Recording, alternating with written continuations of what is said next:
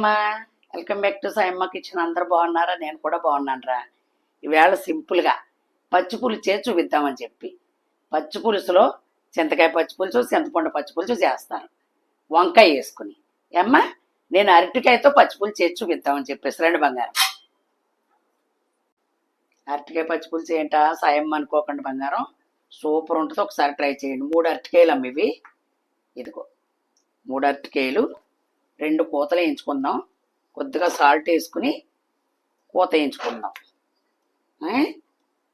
చింతకాయలు ఇప్పుడు చింతకాయలు వచ్చినాయి కదా, ఇంకా దగ్గరికి చింతపండు వచ్చేస్తుంది. కొత్త చింతపండు నాకు ఆల్రెడీ ఫ్రిడ్జ్లో ఉంది, మొన్న నేను చేసుకున్నదే. చింతకాయ రసం, పచ్చి చింతకాయ రసం ఉడకబెట్టుకుని తీసుకున్నది రసం. అందులో వేసుకునేది మనం కొద్దిగా పసుపు, ఉప్పు, జీలకర్ర, కొత్తిమీర, ఉల్లిపాయ, పచ్చిమిరపకాయలు వేపుకుందాం. అరటికాయ కూత వేయించుకుంటాను. అరటికాయ పచ్చి పులుసు ఇది ఒక కూత వేయించుకుని, హైబ్రిడ్ కాయ కాబట్టి ఒక కూత సరిపోద్ది. ఓకేనమ్మా. ఇప్పుడు మనం పచ్చిమిరపకాయలు కొంచెం నూనె చుక్క, ఎక్కువ అక్కలొద్దు. ఒకప్పుడైతే పొయ్యిలో కాల్చుకుని ఇవ్వరు పచ్చి పులుసు అంటేని, ఇప్పుడు అలా లేదు కదా, మారిపోయింది. ఇదిగో కొద్దిగా ఆయిల్ పోసుకుని ఒకే ప్రాణిద్దాం. ఆయిల్ ఎక్కువ పట్టదమ్మా, అంతే. ఇది ఏగడానికి.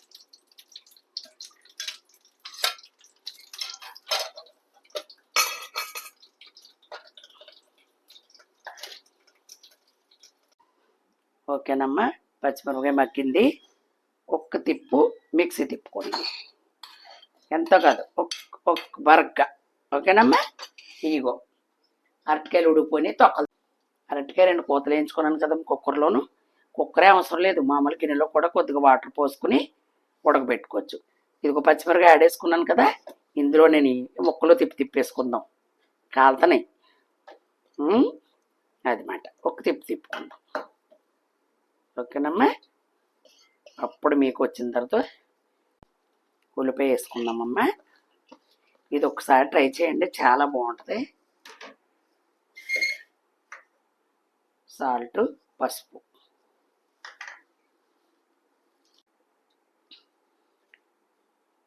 ఉల్లిపాయ, పసుపు, ఉప్పు వేసుకున్నాను. ఓకేనమ్మా. కొత్తిమీర వేసుకున్నాను. ఇదిగో చింతకాయ రసం పోసుకుందాం. చింతకాయ ఎనీ టైం దొరకాలంటే ఫ్రిడ్జ్లో పెట్టుకోవాలి మనం చక్కగా.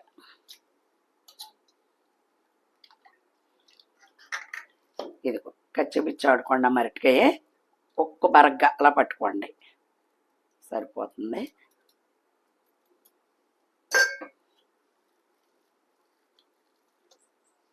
కొంచెం మనకు ముక్క తగిలేలా పట్టుకోండి అమ్మ, చాలా బాగుంటుంది. నోటు కూడా కారిపోతుందిరా. ఓకేనమ్మా, చూస్తారా లుక్ ఎలా ఉందో? అరటికాయ చింతకాయ పచ్చి పులుసు. ఓకేనమ్మా. ఇదిగో మనం ఇప్పుడు ఎందులో ఏం వేసుకుంటాం తెలుసా? ఎండుమిరపకాయ, జీలకర్ర, ఆవాలు, కరివేపాకు తాలింపు. ఓకేనమ్మా. ఇందులో బెల్లం వేసుకోకూడదు ఈ పచ్చి పులుసులో, అరటికాయ వేస్తున్నాం కాబట్టి. పచ్చిమిరపకాయ పెద్ద కారం లేదు, అందుకని 2 ఎండుమిరపకాయలు ఎక్స్ట్రా వేసానమ్మా.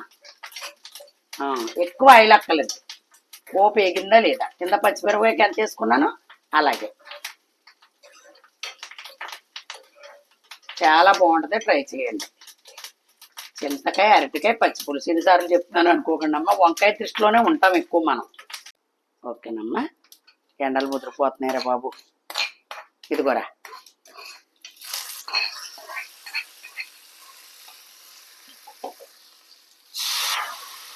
సరే.